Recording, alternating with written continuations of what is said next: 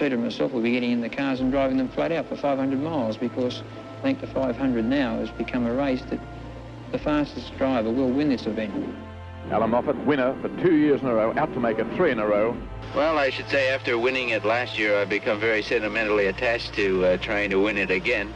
It's undoubtedly the greatest challenge in Australian racing. When you were in trouble, he would never give up. He would race to the last lap. Alongside him, John Goss, the young driver from Sydney, out to make himself the youngest man ever to win the Bathurst 500. The Holden dealer team, they'll be our main rivals, but it's anybody's race. You never know, it's a long race, and surely until the finish and the final flag's out, you don't know whether you've won it or not. Brock was brilliant, there's no doubt about it. Under those conditions, he was in his element. Really, Bondi didn't have a chance. As a challenge and the prestige of the event, this is what it all boils down to.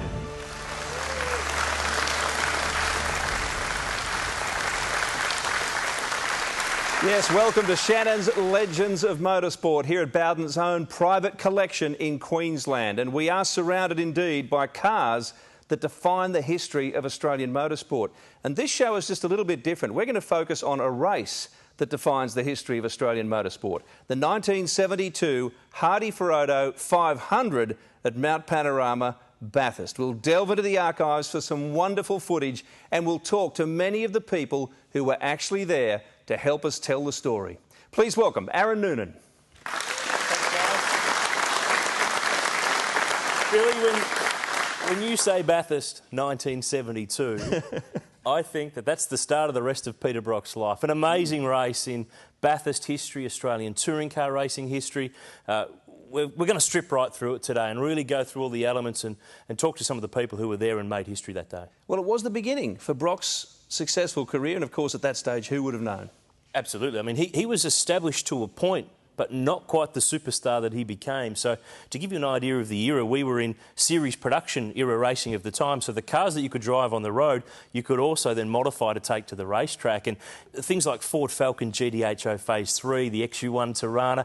Hey, there was even a Charger. Hey, Charger. I mean, it was a great era of Australian motor racing. And of course, there was the rivalry between the manufacturers, but you had the drivers as well. And that was really the start of the Brock and Moffat era that would really unfold for the best part of the next decade or two. Well, we're on the precipice of all that in 1972 for the Hardy-Ferodo 500. Let's just set it up quickly. Ford has dominated qualifying. Alan Moffat on pole, Johnny Goss alongside him. Second row, John French and Fred Gibson. Third row, Peter Brock and Leo Gagan.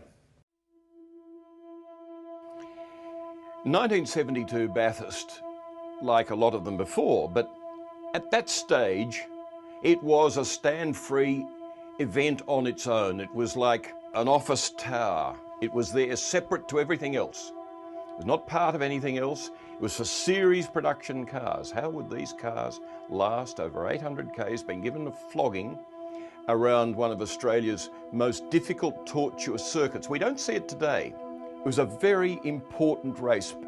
More important, curiously, in 72 than it is today, because it was important to car companies for car sales. It was important to drivers for their reputation, because if you won Bathurst, you stood above everybody.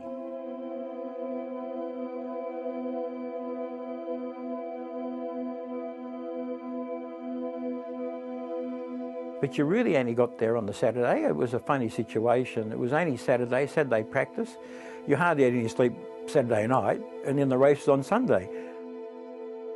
The 1 minute board goes up. Alan Moffat, winner for 2 years in a row, out to make it 3 in a row. Wipers going, that band across the top of the windscreen to stop dazzle. Alongside him, John Goss, the young driver from Sydney, out to make himself the youngest man ever to win the Bathurst 500. Rond and Brock then are the cars to watch. The numbers are 24, which is the number for flag up, Colin Bond. 10 to go. 28 5 to Brock. go. Down away. it goes, and they're away. And Peter Brock not getting away any more quickly than the Falcons. There he is in picture there, Brock.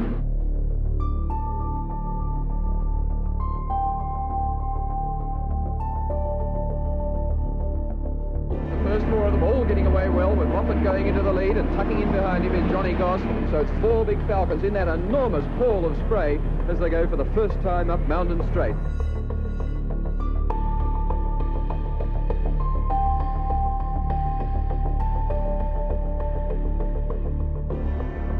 Up to 1972, 2003, we drove our cars to Bathurst every year. We believed that by running the cars in, they were always fresh. By running them in, put mileage on them, freed everything up. I drove to Bathurst when the Falcon GT came out in a car that cost a bit over $4,000. Of course, in those days, there was no speed limit in New South Wales. They had to prove you're driving dangerously. And Brock stopped somewhere up the road in the Narandra and said, I want to do some slipstreaming. I want to know what it's all about. So we decided to have a pattern of slipstreaming up the road, maybe 110, 115, 120 mile an hour. And then he said, I want to drive Bondi's car. I said, well, fair enough. And we lined them side by side, and he was convinced that both cars were the same. And I got back in the Colin's car, and he was behind me at one stage, and it was getting dusk at this stage. And I went through some unmade road, and I couldn't see him behind. The lights had gone, couldn't see Brock. What's happened? Anyway, I stopped down the road, some miles down the road, and he was behind me with no headlights. So I'd taken his headlights and windscreen out. So we followed, we went to Bathurst. We got up early the next morning and went to Bathurst Motors and put a new windscreen and a couple of headlights in before Harry got on the scene. Find out what the hell's going on, you boys, what have you been doing?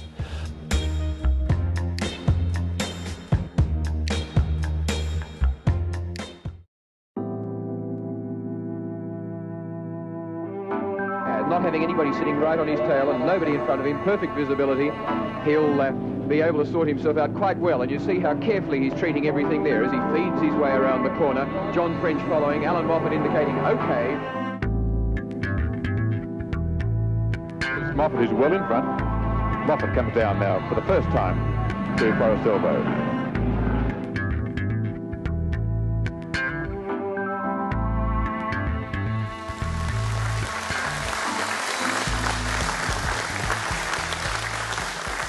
We're back. Shannon's Legends of Motorsport, a special feature, the 1972 Hardy Ferodo 500. Now, a lot has changed, of course, since those days at Mount Panorama, but certainly not the variable spring weather. Aaron Noonan, it was an awful day. It was a terrible day. That's the only way to describe it. October the 1st, 1972, the great race, the great day, pouring with rain. And, of course, whenever rain comes into play, tyres come into play, and very different era from what happens in modern-day racing. Open slather back then. You had the Holden dealer team with their Dunlop deal. You had the Ford team with their Goodyear deal. There was no controlled tyre. You could do whatever you liked. You could carve grooves and make an intermediate tyre. You could run a slick. You could run a wet. If you were a privateer, you couldn't get access to some of the good stuff that was floating around with Harry Firth and Howard Marsden and all those guys with the factory teams. But you've got to remember too that it was a single driver race back in those days, and it was 500 miles. So the one driver had to do all of the work. So he had to make the call right, and he had to deal with the weather all day. Big names and some big incidents too. Let's get back to the race. The 1972 Hardy Ferodo 500, Shannon's Legends of Motorsport. Colin Bond had won Bathurst in '69, so he was really the lead driver when this young, promising guy gets brought into the team and starts the '72 race alongside Colin Bond, but ultimately, of course, and quite early in the race, became their lead driver, lead car. It was one of those funny races I can think about now because it rained and it was very wet. And in those days, you know, we only had one set of wet weather tyres, which were Goodyears, and one set of Dunlop hand groove intermediates. And Harry asked me which one I'd like, and I said, oh, look, I'll have the wets, you know. And then off you go, and in those days, the cars got pushed out onto the grid, and you just turned up in your driving suit, no warm-up laps or anything like that, jumped in the car, and I got there, I looked, I said, Peter's got the wets on, and I've got the intermediate. I said, Harry, I thought, he said, oh, don't worry, Cock, this rain won't last. Well, he was right, but neither did I, because, you know, I was sort of having, how can I say it, on intermediate tyres in a wet race, you're surviving, and if I had survived that third lap, I'm sure we would have gone all right.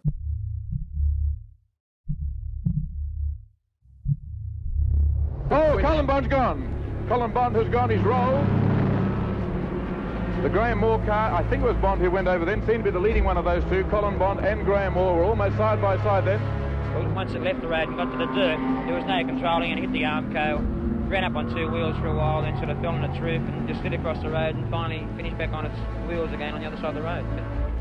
I waved Bondy past over the top of the mountain up there, and next minute he went through, got into the marbles, hit the wall, past me on his roof. Unbelievable. And I was looking out the window and the Bond man's going past on his roof. Bondi had a set of normal slicks, just with a few grooves put through by Harry had done it with his own tyre groover, and that was it. And really, Bondi didn't have a chance. Hit the wall, going through the long left hand at the top of the mountain, up on two wheels, went on two wheels for a while. I thought I've seen people do that, but it went onto its roof, and you're skidding on the roof, and all you can see is the road coming at you, and you've got the brakes on as hard as you can push them, even though the wheels are up on top. And then I did another 1.5 pike to the infield, and that was my day of racing gone.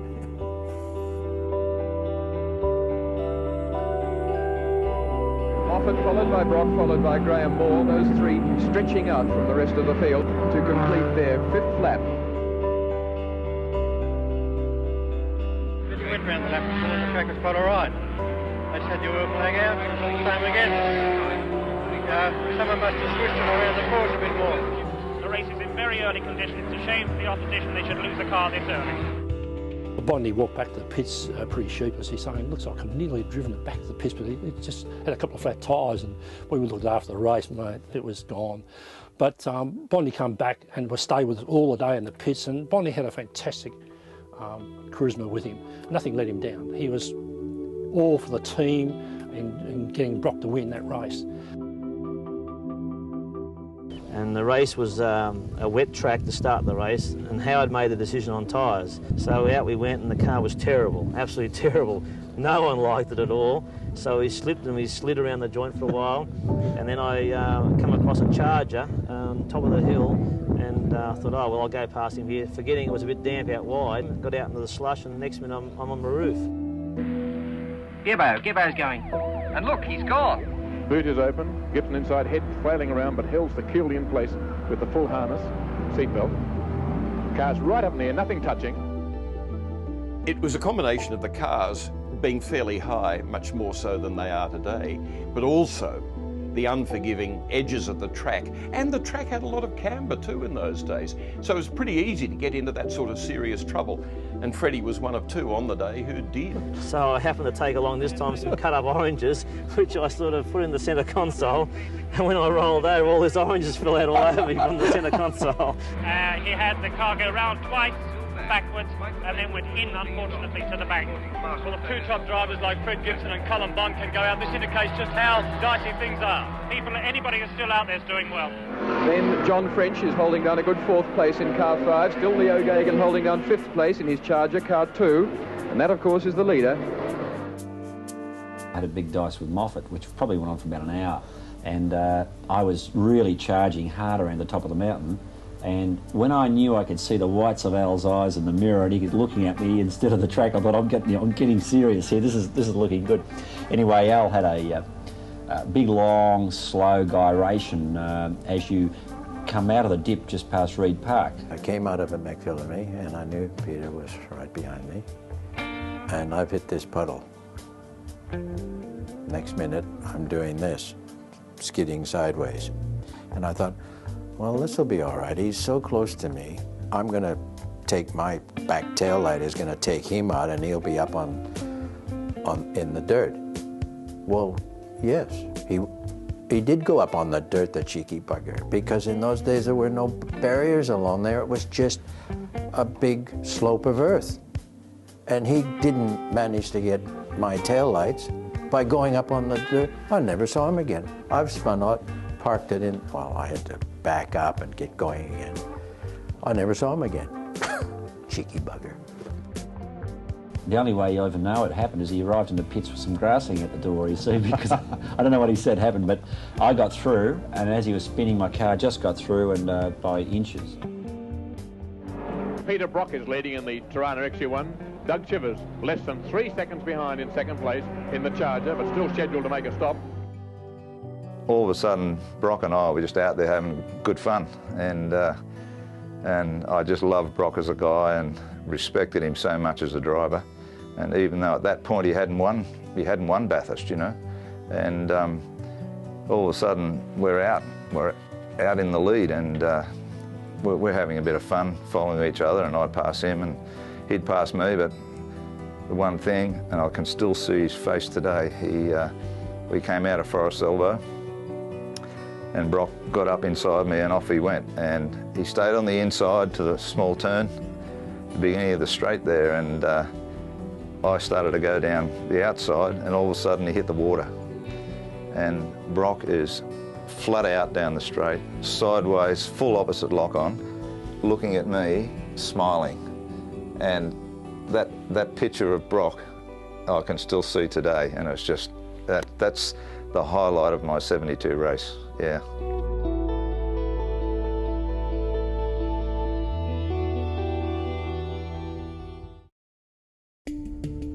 We made a wrong decision on tyres. We anticipated that the weather would lift earlier than it has, and so we found ourselves out there in heavy wet conditions on a semi-slick tyre.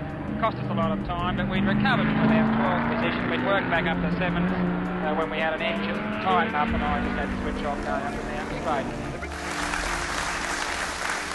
It's worth taking time now to reflect on some of the great characters of the day. Those who were close to the industry will well know Graham Moore, not widely known today. But in 1972, there he was, rubbing shoulders at the front of the field. He was a real factor in the early part of that race, Billy. A Sydney-based privateer, ran his own paint and panel shop there, had the backing of the Norman G. Booth Holden dealer at the time. A lot of different dealers backed different drivers.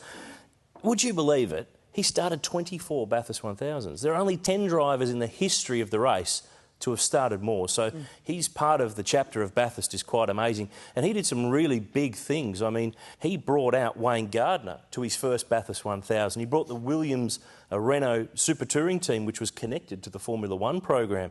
I mean, he drove with Alan Jones as well. He drove with Alan Grice. He even drove a Capri with Dick Johnson one year. So an amazing contribution to the sport. And in 1972, he was right among the action with the factory cars. Morey put the pressure on Moffat. And Morey was a really good driver. He was very, very skilled.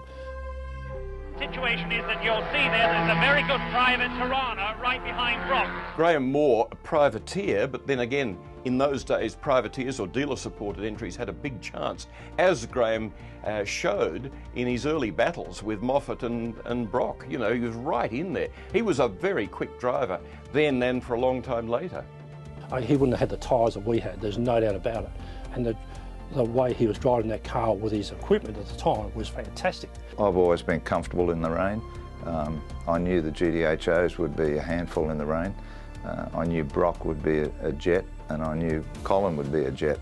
I didn't know about the Charger. That was an unknown quantity in the rain. I just wanted to do my best with what we had on the day, you know. So to be up there was a privilege. And I really loved, you know, being up there with the big guys. I can tell you now, I was pretty chuffed. I wasn't nervous. I was very confident, you know. With whatever I do, I'm confident. Even in those days, I just knew I could do a decent job, you know. So, but it was a big buzz. It was a big buzz. There were lots of crashes that day, and I ended up being one of them, you know, which is not so good. Front left-hand tyre deflate, which we ran off the road into the safety fence, and consequently into the bush near a tree, which stopped the car fairly quickly, and we're out of the race. We were quite confident, you know, we're doing it pretty easy, and the car's brand new, no problems at all, and that's motor racing, you know, all those things.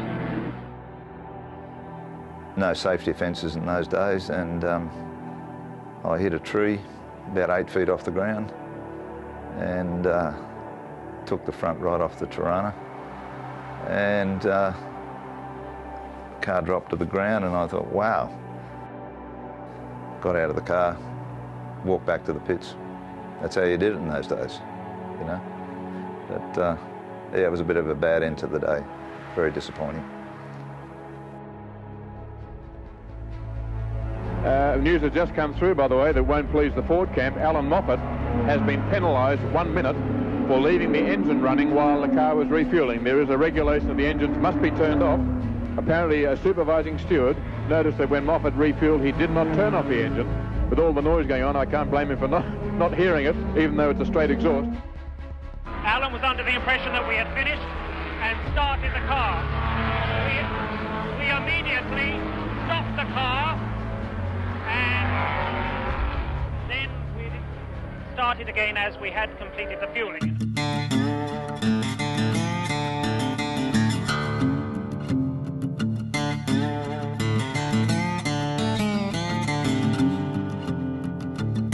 When Proc came in for a pit stop, it was the last of the 500s, single driver. Don't give me anything to drink. Give me something to drink and you want to go to the toilet or something like that. So he had a mouthful of Coke. Every time he stopped, he had a mouthful of Coke. That's all you're having, Brock. And one of the Harry's firm ideas at the time, dehydration. I don't know, we didn't know anything about those days. Behind him is Leo Gagan in car number 2, the Charger. But they've topped it right to the brim with the car in the air, then with the cap on. Peter Brock's firing up and will shortly dart away. Peter Brock was out in 1 minute 30 seconds, which was a quick pit stop, full load of fuel. The pit stops went well. We got pinged a minute. They said Brock had started the engine before the fueling was finished. I doubt whether that's true, but we're the Mexicans in New South Wales, as you know. It doesn't go too well with the New South Wales people. They docked us for a minute, and there are circumstances which we feel are wrong. You see, the cap, one of the tags pulled out with the filler, and they put it on, and he started it, and then they made him stop it. They took it off and fixed the tag, and then put it back on again, and he started again. So that does not contravene the rule.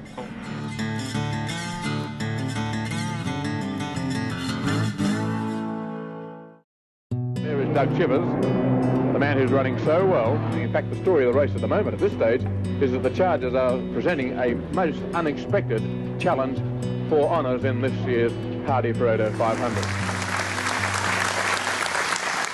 Shannons, Legends of Motorsport, featuring the 1972 Hardy-Ferodo 500, the last 500-mile race, the last single-driver race. And Aaron, of course, we talk about Ford versus Holden in those days, but there was a factory-backed Chrysler team. Yeah, it was the big three, which is quite often forgotten. We get lost in Holden and Ford, but the Hemi fans, they hate that. You have to remember the Charger. I mean, they'd been there in the past with a Pacer, and then they thought, we better get into the supercar game here. So they went with an E38 Charger, and by the time 72 came around, they were in an E49 Charger. So a six-cylinder, 265 cubic inch, so 4.3 litres for the younger fans of the day. The Hemi engine, I mean, Doug Chivers, Leo Gagan, they were all contenders in this race in these cars, and amazing cars, not many of them produced, and they still hold a really special place in the hearts of Australian muscle car fans. A hairy beast, and using their slant six-cylinder engines, so they were down on power too, and they didn't have the Tirana advantage of being a little bit lighter and more agile. Probably a less concentrated effort than by Ford with the Falcon GT and Holden with the XU1. Chrysler probably didn't have the people and the input to make a car that ultimately would work as well as either of the other two. Leo had won a 6-hour race in Bathurst in '62 in a Daimler SP250, and every year as this race evolved, when is Leo or Pete going to win this race? And it just hadn't happened. And so Alan Moffat, winner of the last two 500s here at Bathurst, has to not only stay in front of Peter Brock, but has to open up at least a 60-second gap. It really is a fiercely contested race and one far from being resolved at the moment. Is it going to be Falcon V8, GTHO now with spoilers and wings removed, but with bigger, wider and bigger diameter alloy wheels, or is it going to be uprated XU1 Tirana with 3.3 litre motor and recently homologated lightened crankshaft, lightened flywheel, different rate springs, different camshaft? This was the first time really where they'd created cars for Bathurst. Previously EH Holdens and things like that had been showroom vehicles, and now Ford and Holden and then Chrysler coming in later were making cars to try to win this very big and important race. The Monaro was a big Clemenson car. The writing was on the wall. Harry was looking for something different, and with Fred James from General Motors, they got the idea of a Tirana. and that's where it was all born from. The 72 car was a well-balanced little car. It had the engine moved reasonably far back from the front crossmember to be a good balanced little car. It had a good balance of brakes, handling, suspension, and the package was very strong. 72 we had around 210 horsepower. Of course in those days it was off the showroom floor. We had to blueprint the car. That meant pulling the whole car apart front to back, and going to General Motors, their quality control stations through their engine shop, and getting the best rods, the best heads, the best block, the best crank. I think they were a great car. Coming out of the Monaro into the XU1, the Monaro was a really good, big, heavy car, and they put the same brakes and everything else on the XU1. It was a much lighter car. The XU1 was very, very competitive on every other circuit practically, but going to Bathurst, you needed V8s. We come to the conclusion, because even though you could race okay, you couldn't qualify up the front. It was a very daring thing by Holden to go small, light and small engine against these big, seething monsters that were the Falcon GT. They were lighter on tyres, lighter on brakes. The Duty Falcon, the other stage, were a lot heavier cars, you know. They had a lot more power, which means you burnt the back tyres out. You had to drive the car without burning the back tyres out on the Duty Falcon. But Moffat was a master of that, getting the maximum out of his tyres. Different circuits, and that you knew, if the Falcon had a good day, it would win. Other circuits, we would know if we had a good day, we would win. Bathurst was one of those races that you really didn't know. A lot come down to tyres, pit stops. The Falcons were a little bit quicker, not a lot quicker. I think they were a couple of seconds a lap quicker. But their tyres and their fuel consumption, and that it turned out to be a pretty even sort of a race.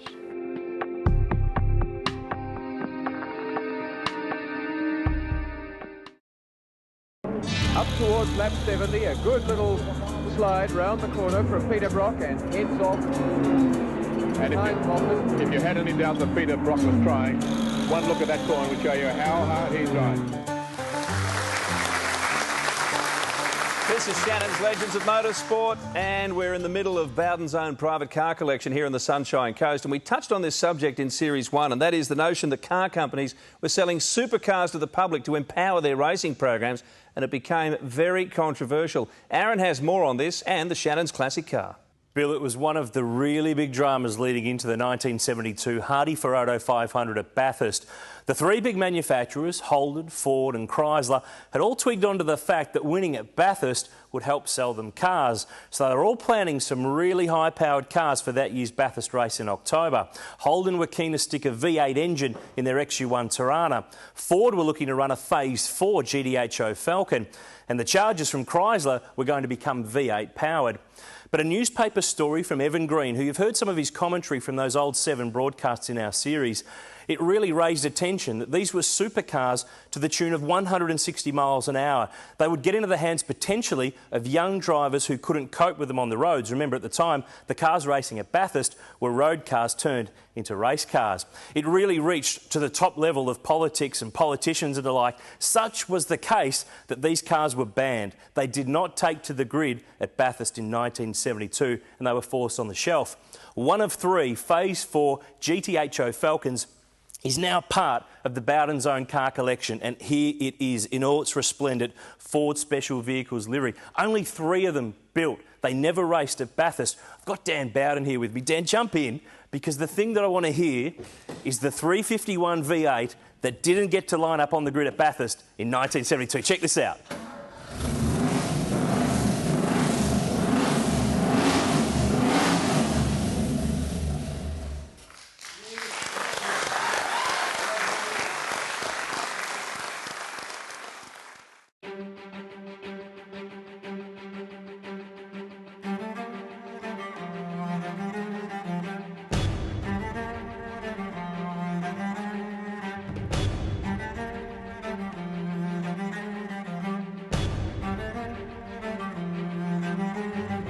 As soon as we knew Moffat was in a race, we were against him, we knew we were in trouble. He would never give up. He would race to the last lap.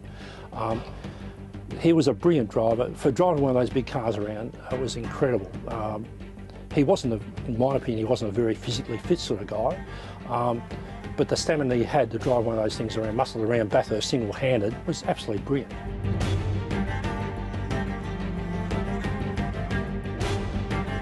Now, both Brock and Moffat are scheduled to make one more stop. Moffat, because he came in a little early due to his mishap, may in fact have to make two. If he does, it'll be a very rapid change. Very intense, having to work very hard at what he did. Would get to Bathurst, would be difficult to deal with to some degree, but had to work, had to concentrate, focus, sit in the car, think.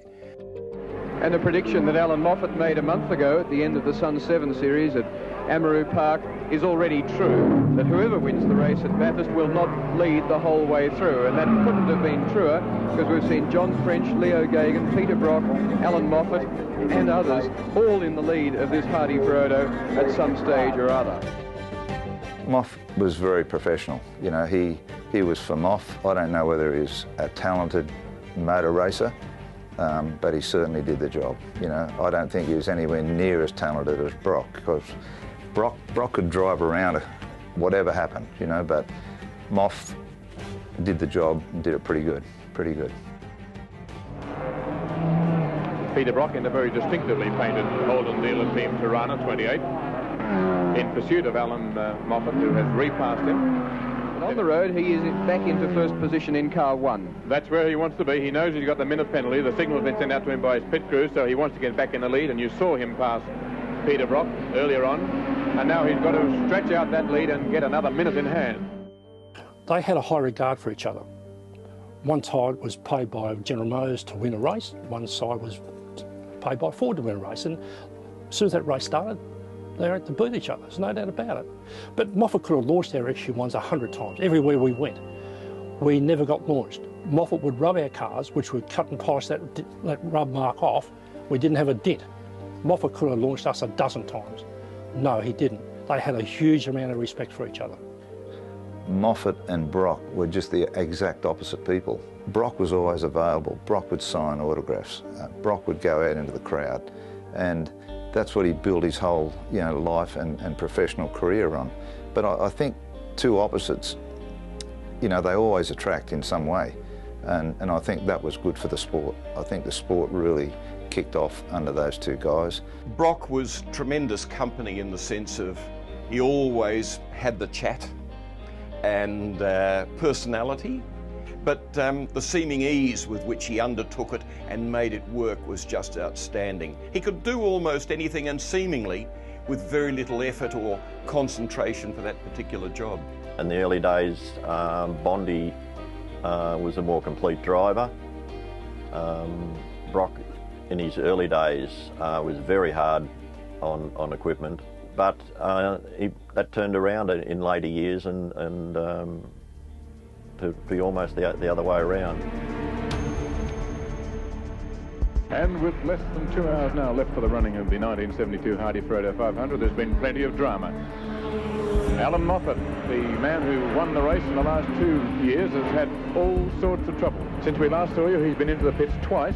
The first time for a scheduled stop, no brakes by the look of the way the car's being slowed up then. The first time for a scheduled stop, and Alan Moffat did it again. He was penalised again another minute for starting the engine while the car was being refueled, so he now carries a total of 2 one-minute penalties. And then a little later he came back into the pit, had a long break there with the bonnet up, and he stayed in the pits for 6 minutes and 15 seconds. Alan Moffat, it seems, has lost the race. I can't see how on earth he can now make up the time that he's lost. But we now know that we have another problem to solve in the brake area. That's all there is to it. It's the reason why we're motor racing is to improve the breed. Now, at this stage, though, you still have a Ford in second place. We still all have is not lost. No, all is not lost, but we now have to rely on the opposition braking to get this race. And that's something that I never ever bank on.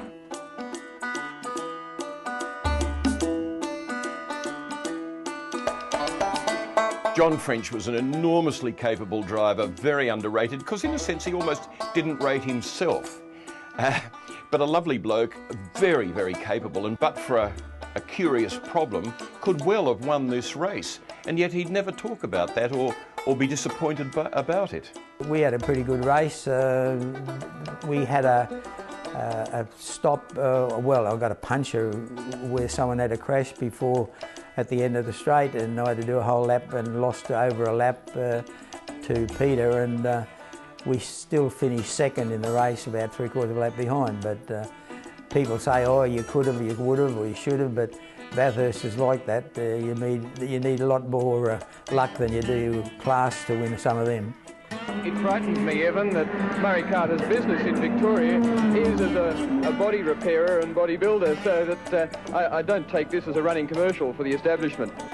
I don't know why a team would have an axe as part of official spanners and things, but they had one. A little bit of body modification. I mean, you look at it in today's standards and think, is this allowed? A final beat on the mudguard to make sure he's got clearance. You can see a little bit of persuasion there with what appears to be the back of an axe. It's the front of an axe, yes. I had my ends wrong. He's got the sharp end there, and he's doing a little bit of body modification.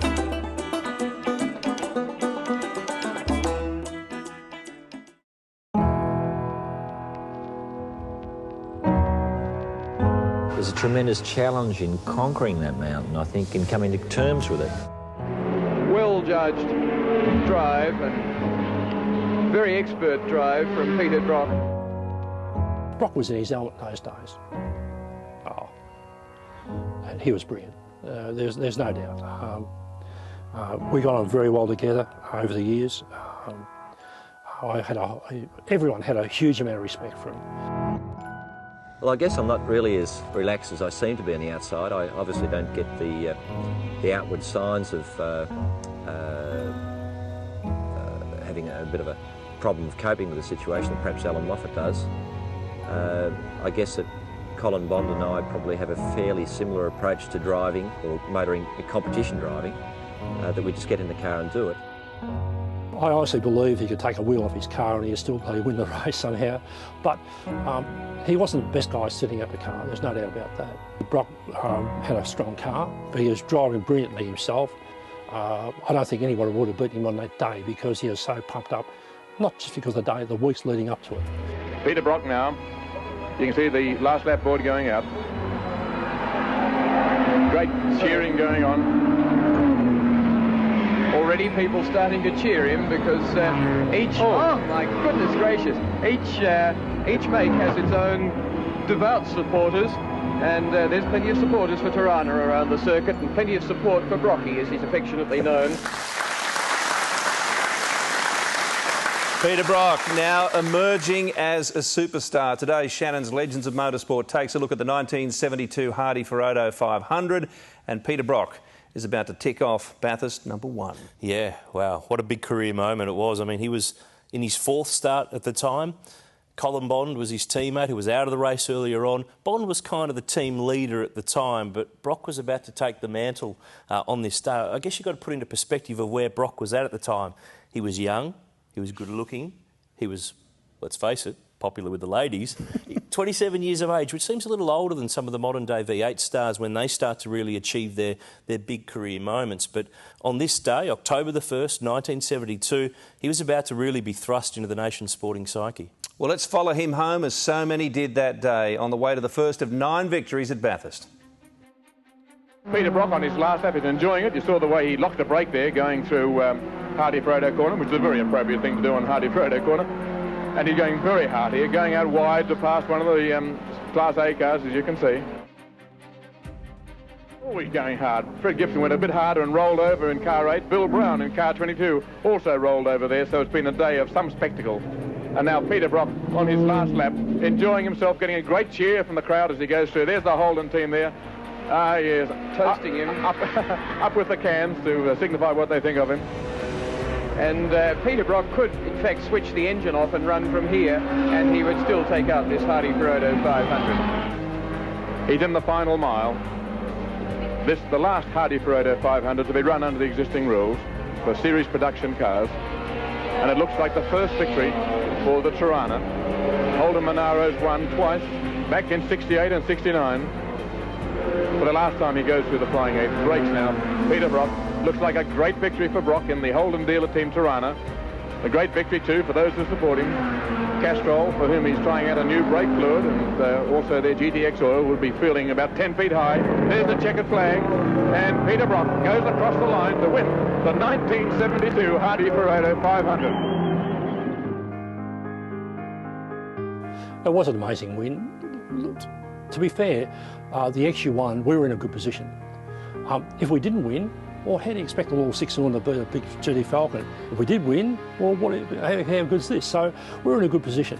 But yeah, look, the 72 win was enormous for our team, the morale of the team. I think we've all seen one of the most thrilling races possible at Bathurst today. That was the thing that changed my life, I'm sure. It was the one entree into better drives, probably raised the image of the team and the car and the whole lot. It was fantastic stuff, yeah.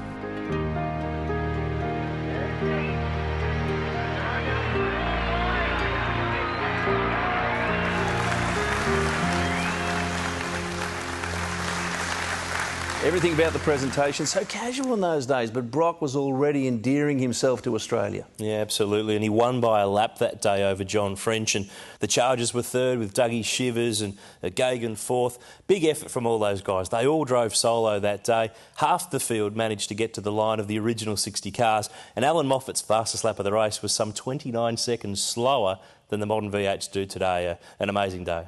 Time to talk Shannons Club. Why not join today? It'll cost you absolutely nothing. Go online, create your own virtual garage. Your favourite topics come up on the forums. Enter the latest competitions. Find a car club or an event, plus catch up with episodes of Shannons Legends of Motorsport from this series and the last. All part of the Shannons Club TV experience. And don't forget, Series 1 of Shannons Legends of Motorsport is now available on DVD. Thank you, Aaron Noonan. Thanks, Billy. And we hope you'll catch us again for the next episode of Shannons Legends of Motorsport.